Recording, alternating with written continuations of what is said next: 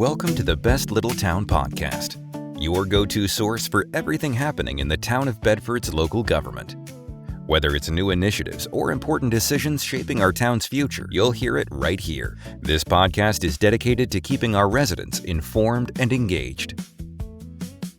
Hello, my name is Bart Warner. I'm the town manager of Bedford, Virginia, and it's my privilege to welcome you to this episode of the Best Little Town podcast, brought to you by the town of Bedford in conjunction with our partners at Media Squatch, to provide a recap of events from the most recent town council meetings, as well as a little bit deeper dive into the information behind the discussions.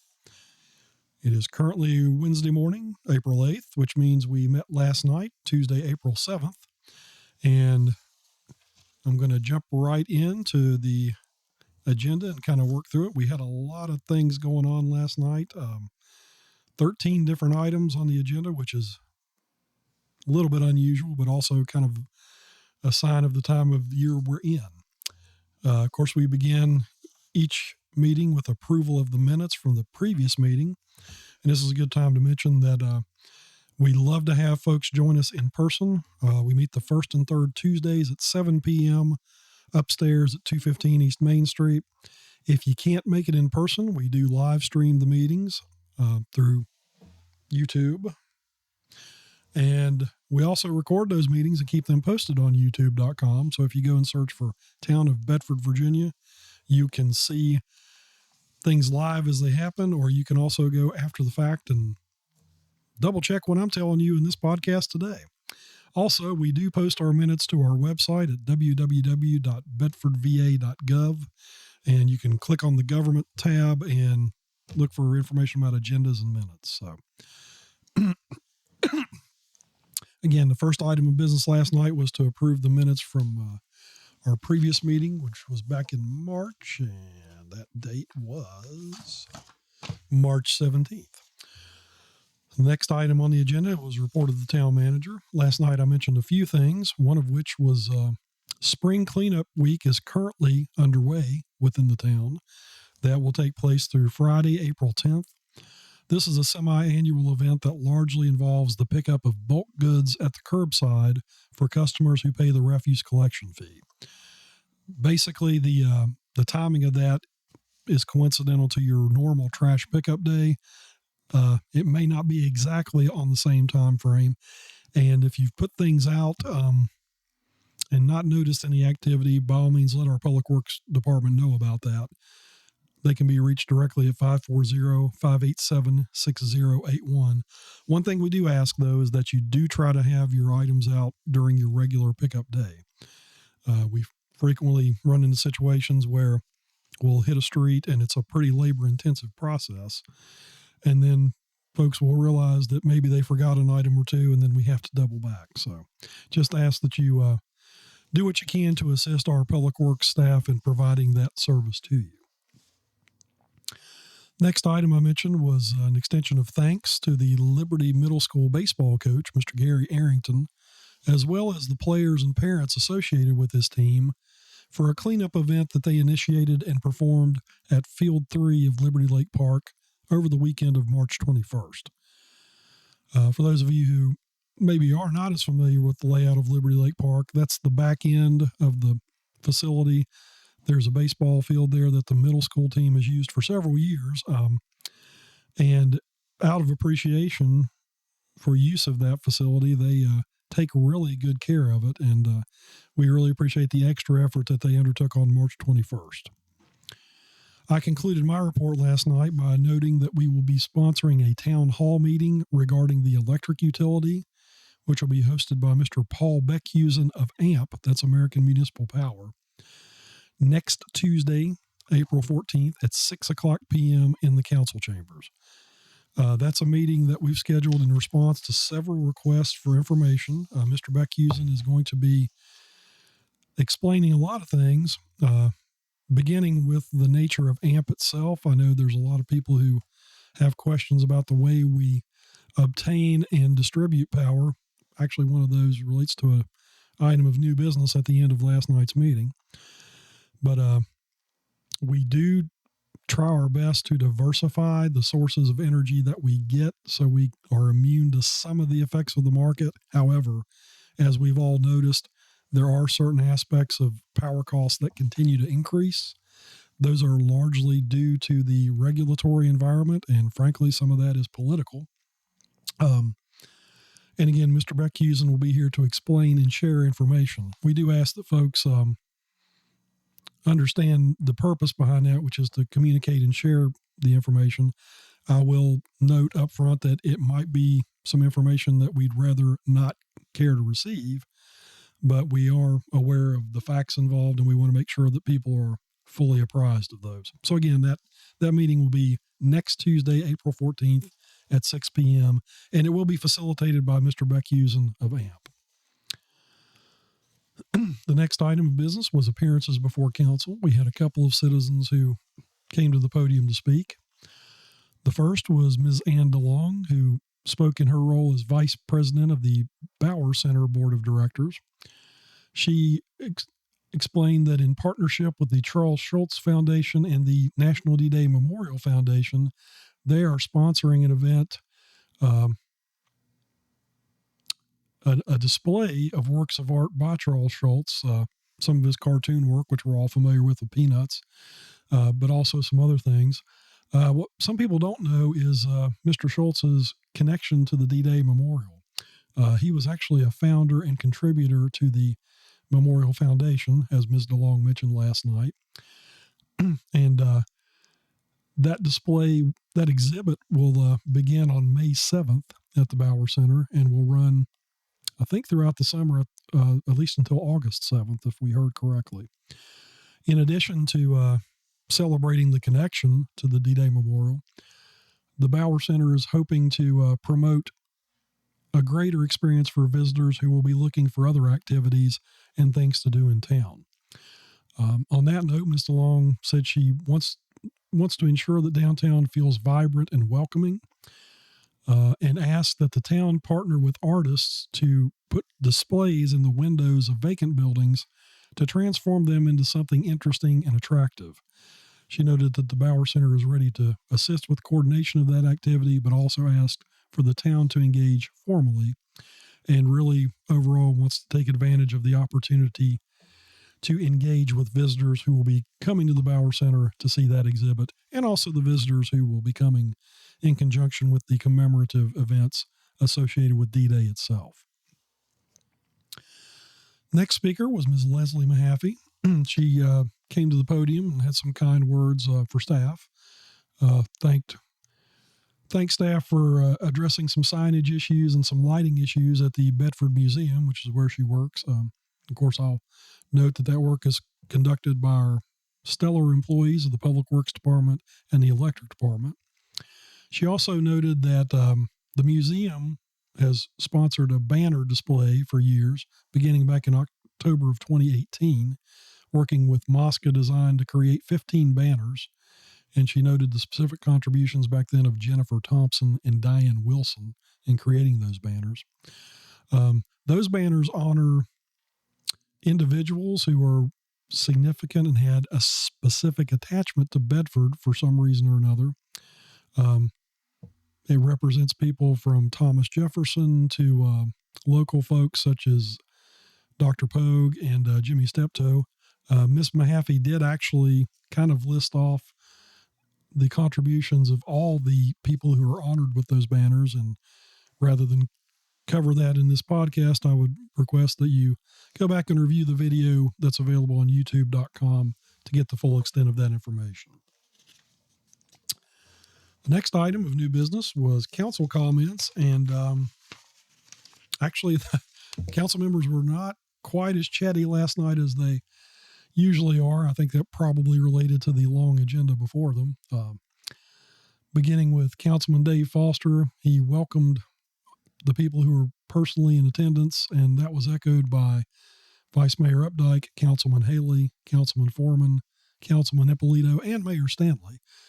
In addition, Councilman Ippolito thanked Leslie Mahaffey for the information she provided about the banners and that display. And Mayor Stanley also noted his personal appreciation to the speakers for the suggestions that they offered. The next item of new business was a public hearing setting the tax rates on real property and personal property for the tax year 2026. The public hearing relates to our proposal to build taxes at the same rate in the coming fiscal year that we have been in the current fiscal year. That means that the current real estate tax rate of 28 cents per $100 of assessed valuation would remain in place. The personal property tax of not more than $1.06 per $100 of assessed valuation will also remain in place. And we do have a machinery and tools tax on the books of 1/1,000,000th of 1 cent per $100 of assessed valuation. There is public input that's part of that process for evaluating those tax rates, and that included a public hearing last night. After opening the public hearing, there were no speakers to come forward to address that particular issue. So the public hearing was then closed. The second public hearing related to a proposal related to the town's conveyance and quitclaim of certain tracts and interests to the Bedford Regional Water Authority of parcels near the Stony Creek Reservoir in Bedford County. That public hearing was open, and Leslie Mahaffey spoke as part of that public hearing.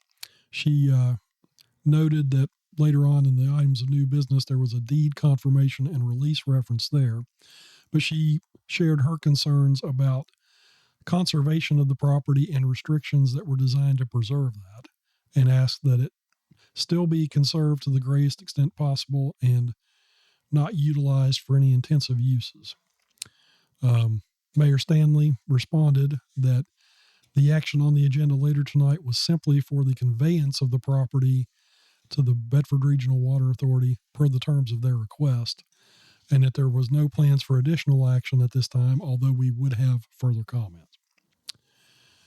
There were no other speakers for that public hearing, and with that public hearing was closed, and we moved on to a presentation from Police Chief Jim Moore, who provided a very in-depth overview of the operations and measurable activities of the police department.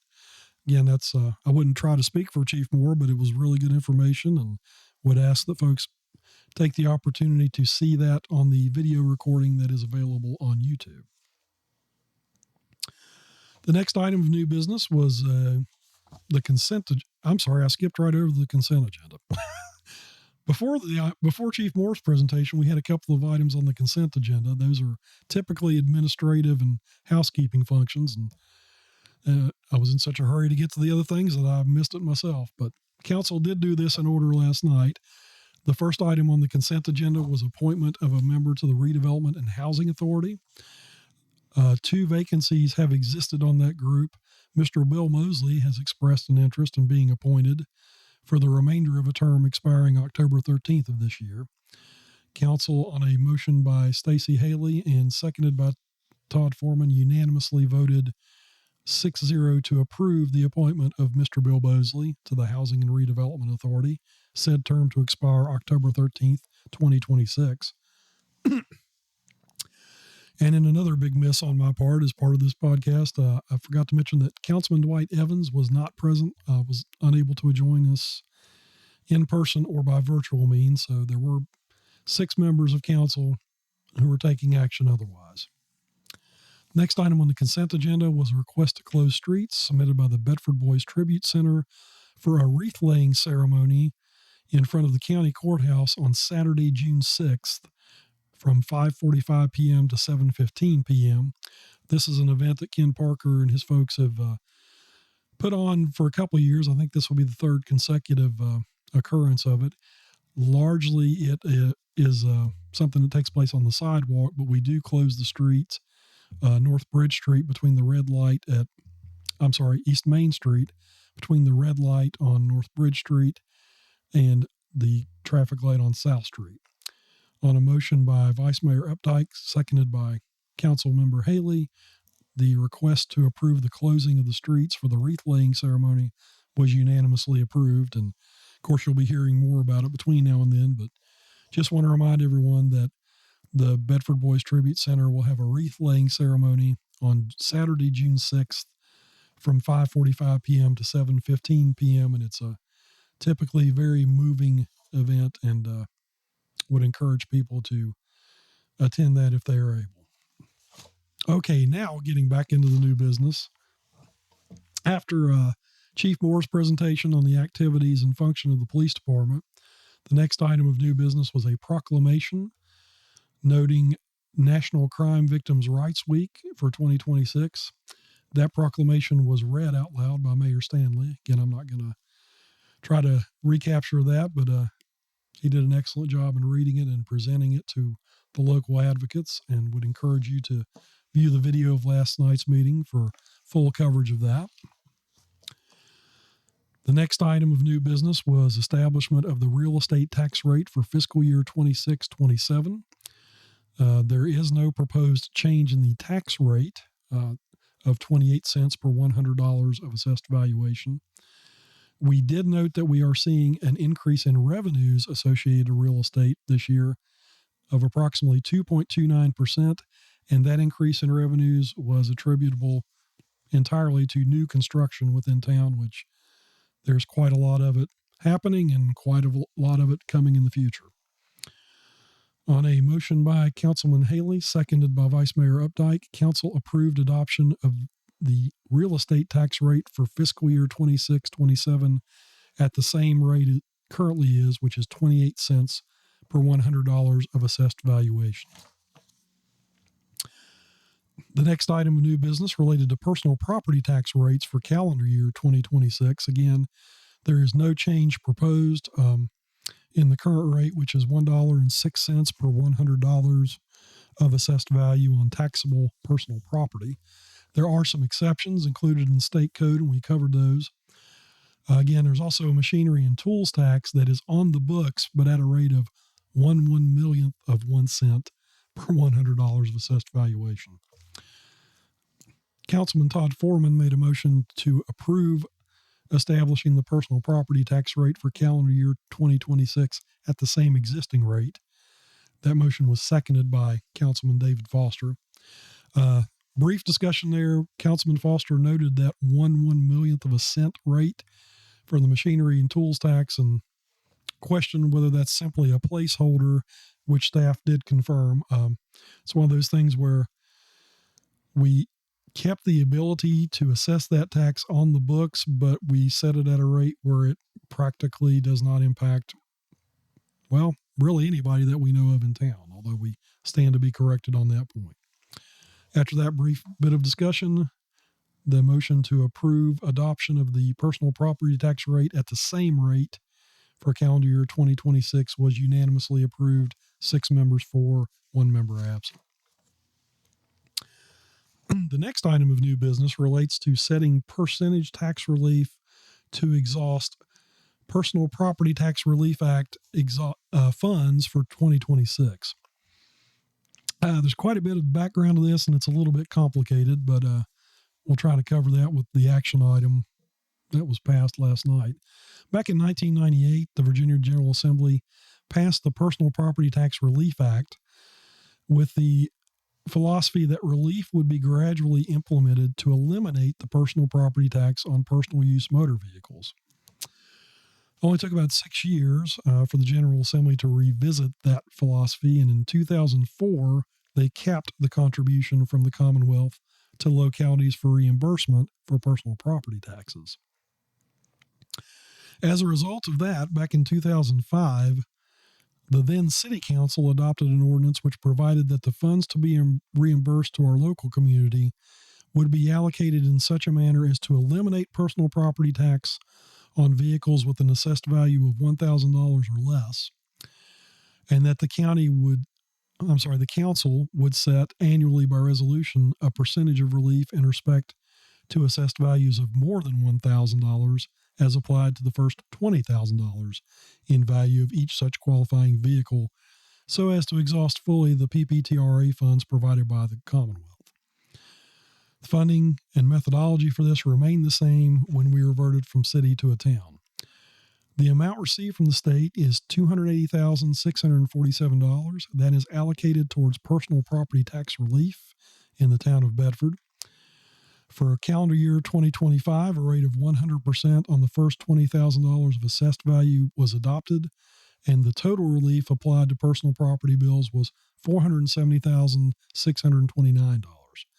Essentially, what that means is if you own a vehicle that is assessed at less than $20,000 in value, you do not receive a personal property tax bill from the town. The overall cost of that in terms of revenue is about $470,000, of which $280,000 is provided by the state, which means essentially the town is also providing on its own an additional $190,000 of tax relief related to the car tax. This is something we've done for many years. It's the same effective rate. There is no change in what we're doing currently. And on a motion by Councilman Stacey Haley, seconded by Councilman Todd Foreman, Town Council unanimously adopted the resolution establishing that tax relief that we just spoke about. The next item of new business relates to a budget amendment related to insurance proceeds for a pole repair. Back on October 9th, a utility pole located at 813 East Main Street was damaged, and we turned that into our insurance carrier, the Virginia Risk Sharing Association, or VRSA.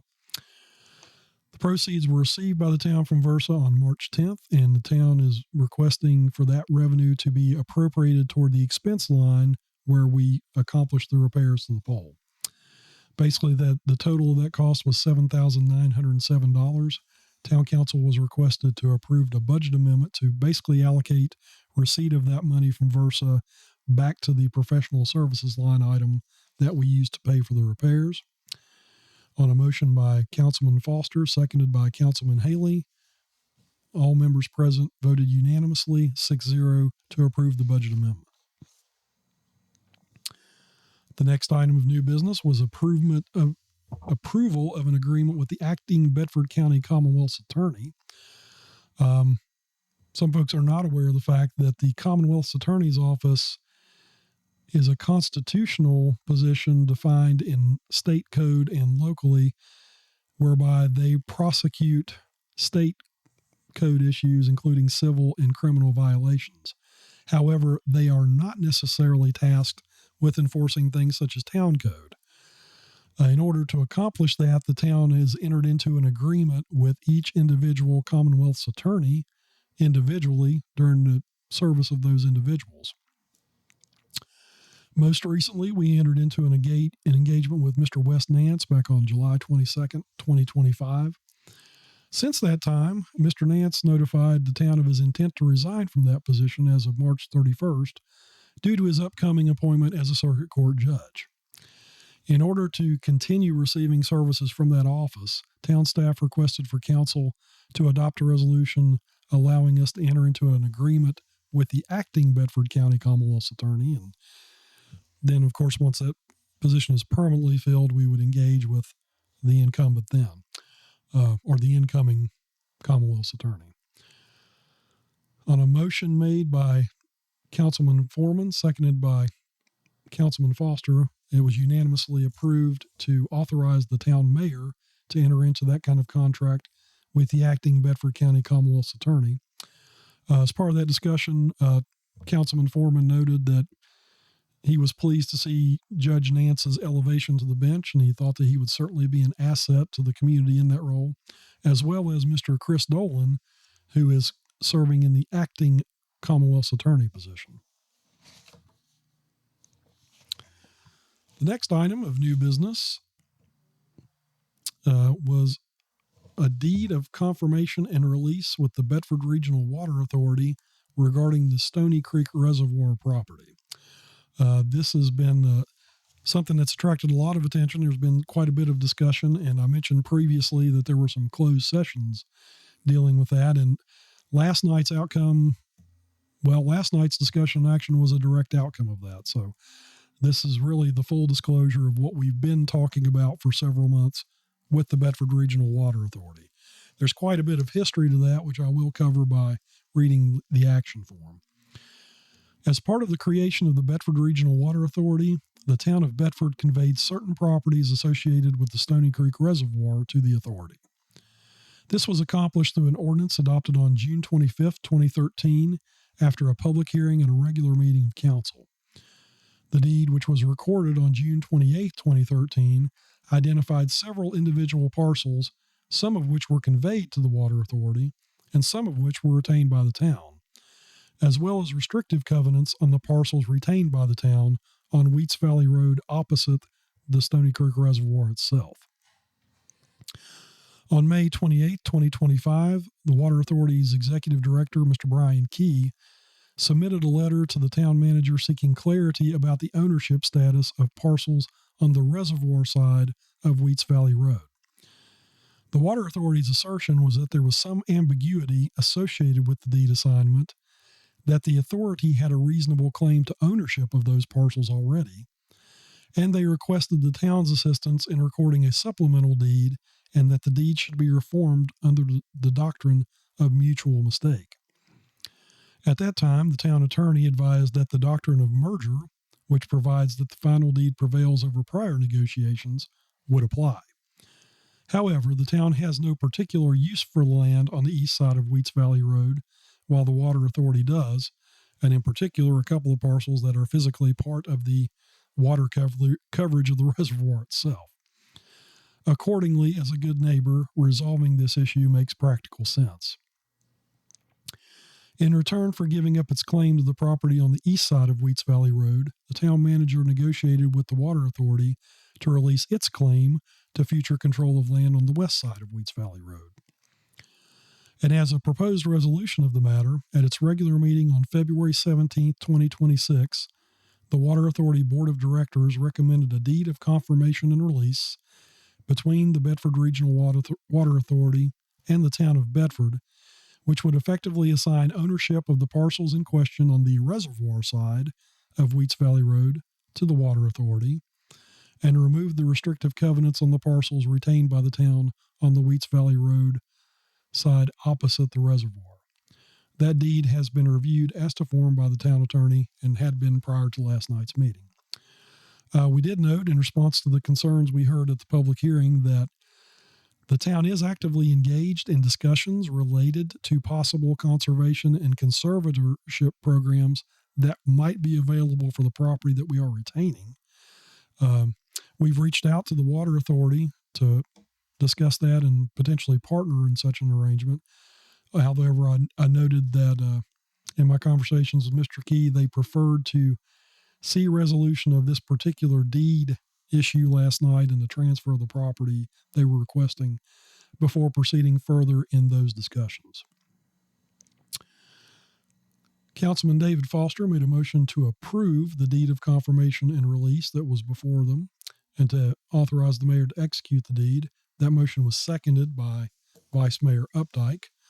There was quite a bit of conversation about some more background information. Town Attorney Mike Lockaby reviewed his discussions with the Water Authority's attorney and the negotiations and edits that were made to the deed with their counsel. Again, that request was received back in May of 2025 and has involved quite a bit of discussion since then. There was a little bit more discussion amongst council about the possible outcomes and the fact that there's the potential for litigation, or has been associated with this, with the Water Authority. One of the possible outcomes was that if the motion were not passed, that the authority might seek a litigious solution to what they were seeking. And Mr. Lockaby provided his insight as to the likelihood of that outcome. Kind of shared his opinion that it's probably a good idea to negotiate and resolve things without going to court when you can. There was also a discussion about the relative value of the property raised by Councilman Stacey Haley. Going back to the question of Burwah's claim to the property to begin with, Mr. Lockaby noted that in his view, they had a reasonable argument. We would probably have a better case in court, but we should also consider the costs that in terms of personal acrimony and legal fees. He also noted that the two large parcels that we are conveying to the Water Authority probably do have questionable values, and his recommendation that it was probably not worth fighting over. Also, there is the possibility of exploring other options for the property that we would retain with or without the Water Authority. After that discussion, he also noted that Mr. Lockaby noted that there was a unanimous vote required for passage of the deed of confirmation. Again, that relates to something we've talked about before. In order for the town to convey town-owned property, public property, to any other entity, particularly in this case, it requires a supermajority of council members to vote for that approval. That's defined in code as 3/4, and it translates to 5.25 members of council. Obviously, that's not a whole number. So essentially, for the town to give away or sell or convey any of its property, at least 6 council members have to vote in favor of that in a public meeting. Again, these kinds of things can't occur in closed session. So I know there's a lot of concern about those discussions, but that was particularly relevant last night since only 6 members of council were present. Mr. Lockaby noted that that supermajority applies to the membership of council, not just to those present. So he reminded the council members that any vote against the proposed deed of confirmation would effectively kill the proposal. On a roll call vote, all members present did vote aye, which meant that the deed of confirmation and release was approved. That means we're basically conveying everything on their side of Wheats Valley Road to the Water Authority. We are retaining everything on the other side of the road. And while council has no specific objectives in mind for that property, we are pursuing opportunities that would allow for its confirmation, minimal use, and minimal impact, including the possibility of maybe some recreational uses. But again, there's nothing definite on the horizon, even though we continue to explore that possibility. And we think it might be a good one, and we hope to have something to present later. The last item of new business was a proposed purchase of 3 megawatts of natural gas generated power through the American Municipal Power Company. AMP Public Power Partners has reached out to the town to advise of our ability to participate in 2 new power generating projects. The first involves a solar project located in Perry County, Kentucky. The other involves a natural gas plant in Loudoun County, Virginia. AMP's recommendation was for the town to purchase 2.5 megawatts of power from the solar project for a period of 25 years, and for the town to purchase 1 megawatt of power from the natural gas plant for a period of 15 years. Staff recommends that we purchase up to 3 megawatts of power from the natural gas plant for a period of 15 years, as this option better matches our winter needs and expected growth. We also advised against participation in the solar project and that the town instead develop its own behind-the-meter project to generate from 2 to 5 megawatts. We noted that staff is currently in the process of pursuing a permit to expand our existing solar facility at the town's closed landfill off Belltown Road. There was quite a bit of discussion about this amongst council. Councilman Dave Foster basically asked questions about the specific benefits of this approach. I attempted to respond to that question while our electric director, John Wagner, came to the podium. Essentially what this does is gets us access and control of generation of power. Again, there was some question about what benefit this would have to customers and a discussion of legislation in the General Assembly to regulate the costs charged by power companies. Of course, Town Attorney Mike Lockaby noted that the legislation applies specifically to investor-owned utilities. We are regulated in a different manner. In fact, since the Town Council acts as the board of directors, our customers have direct access through our council meetings. But one of the things we noted was that legislation dealing with the charges assessed by power companies may not have the intended effect of lowering costs. In fact, I interjected, perhaps inappropriately, that the issue remains we are not generating as much power as we used to, and the demand for that power continues to increase. So that's the issue behind this entire action item that was before council last night. As folks may know, we generate power from the hydroelectric plant at Snowden. We also have a solar generating facility on part of our closed landfill off of Belltown Road. Beyond that, we have ownership of capacity through AMP in a gas-powered generating facility in Ohio, as well as a coal-fired plant in Illinois. Those are long-term engagements. The benefit of those is we lock in the price for those sources of power, which are very reliable and transmit well over the distribution system as well. So the idea is we lock in a price for the duration of those contracts. That's a little complicated as well in this particular case. And there was a question from the audience that was an excellent one, I thought, but Mr. Wagner addressed that really what we were doing last night, and this gets a little complicated, is assure that we can get access to 3 megawatts of natural gas power from Loudoun County, and we can lock in about 70% of that cost. The remaining percentage is subject to regulatory activity by the state, and particularly some measures designed to discourage the use of fossil fuels. But again, natural gas is, next to coal, one of the most reliable sources of power, and without getting too much into the politics, seems to be something that both parties are willing to allow at this point. So that's why we move forward with this proposal. With regard to the solar power proposal, one of the issues there with some of these renewable sources, such as wind and solar, is the fact that this behind the meter argument becomes relevant. If we purchase these things from other sources, we have to pay transmission costs to get them to us.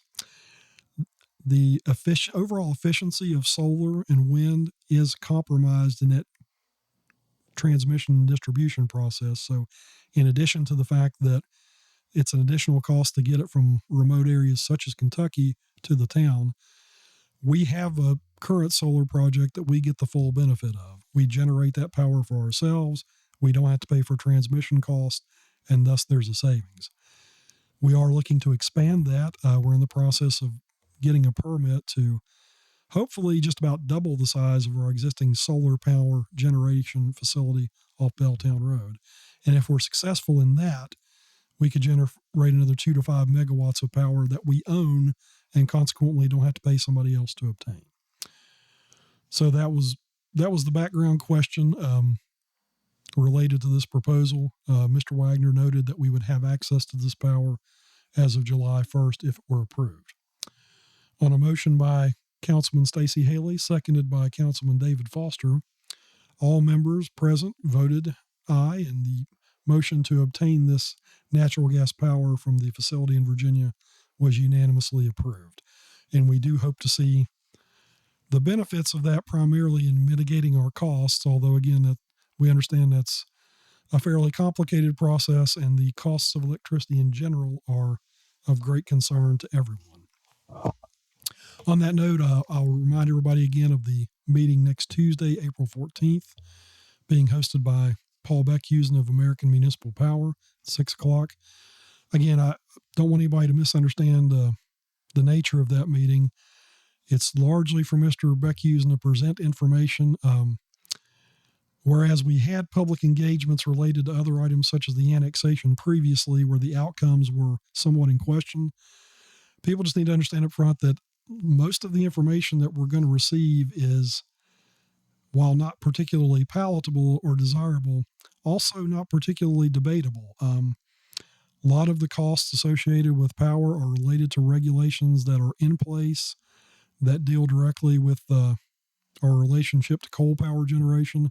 Those decisions have been made. Now the costs of those decisions are now making their way through. So I know people are understandably upset about the rising cost of power, and I think Mr. Beckhusen will be able to explain a little bit about what's behind that. But we'll have some questions of our own from the town, which is why we're letting AMP come in and provide this information so we can ask questions of our own as well. But just want to give that background information. Would encourage people to come out on the 14th. Last night's council meeting closed with an adjournment until Tuesday, April 21st at 6 o'clock p.m. for a council work session to review the third quarter financial statements of the town. And with that, the business was over and the meeting was concluded. Again, I thank you very much for your time and attention to this podcast, and it was quite a lot of information. Would encourage you to follow up with reviewing the online video at youtube.com, as well as reviewing the minutes once those are approved and posted. If you have any service needs or concerns or questions, Town Hall at 215 East Main Street is open from 8:30 a.m. to 5 o'clock p.m. You can call us during that time at 540-587-6001. Or if it's more convenient for you, you can email me directly at bwarner@bedfordva.gov. As regards the electric discussion, hopefully we're all enjoying some more moderate temperatures and will not need to utilize heating and air conditioning to the extent that we do in the winter and summer months. Hope that everyone is enjoying the blooming and impressive displays of God's creation and not suffering the ill effects such as allergies. And in general, I hope that this finds everyone enjoying good health, good cheer, and prosperity as you may find it. Till next time, I hope you will be able to join me again, and I thank you again for listening to the Best Little Town podcast.